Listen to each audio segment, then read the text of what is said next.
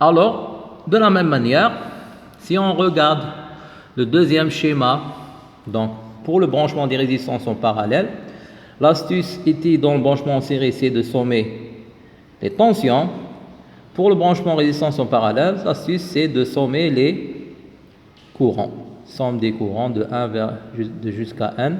Ici, c'était la somme des tensions de 1 jusqu'à n.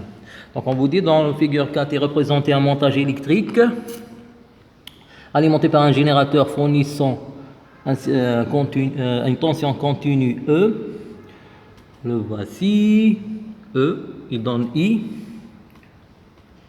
Et ce circuit comporte trois résistances R1, R2, R3 branchées en parallèle et soumises à la même tension U. Donc les voici, R1, R2, R3, ils sont branchés en parallèle. Un courant, il rentre dans la première résistance, on va l'appeler I1. Dans la deuxième résistance, c'est I2. Dans la troisième résistance, c'est I3, tel que I est égal à I1 plus I2 plus I3. On vous dit, qu'est-ce qu'il y a aussi? Et donc c'est bon. En utilisant la loi d'Ohm pour les trois résistances, donner l'expression des courants I1, I2 et I3 dans chaque résistance. Donner l'expression du courant I en fonction de I1, I2 et déduire la résistance équivalente en fonction de R1 et R2. Déduire la résistance équivalente 1 pour la résistance équivalente de n résistances en série, de n résistances R1, R2, R3 branchées en parallèle maintenant. C'est bon? Donc voyons voir. La solution, on nous dit, si on utilise la loi d'Ohm, U est égal à RI, donc I est égal à U sur R. Le courant qui passe dans la première résistance est égal à U1 sur R1. La même chose pour I2, c'est U2 sur R2. La même chose pour I3 est égal à U3 sur R3.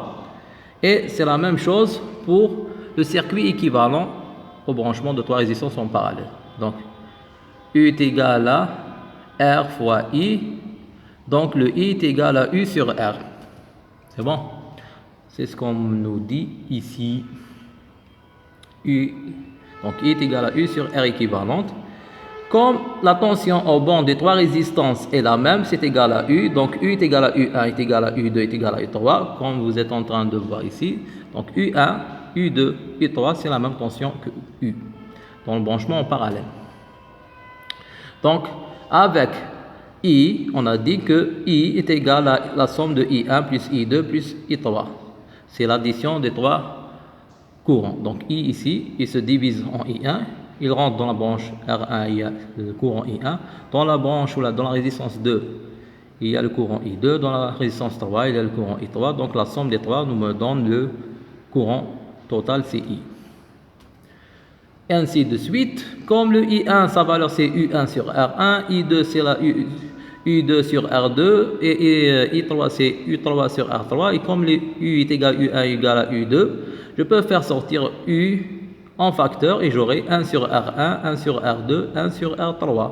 Le U il est sorti en facteur et c'est aussi équivalent à celui-là. I est égal à U sur R équivalente, donc c'est égal à I est égal à 1 sur R équivalente fois U. Donc tout ça c'est égal à ça. 1 sur R équivalente est égal à la somme des inverses des résistances 1 sur R1 plus R2. Et en faisant les trois valeurs, on va les mettre au même dénominateur. Donc, et en inverse, on obtient la résistance équivalente pour trois résistances branchées en parallèle.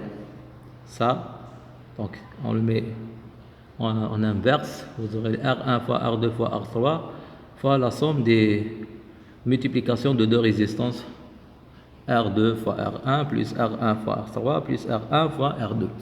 Maintenant, pour n résistances branchées en série, branchées en parallèle, j'ai n résistances qui sont tous branchées en parallèle.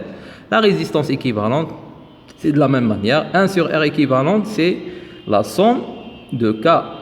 Le K ici, c'est un indice pour la résistance. 1, 2, 3 et 4, le peut varier de 1 jusqu'à n.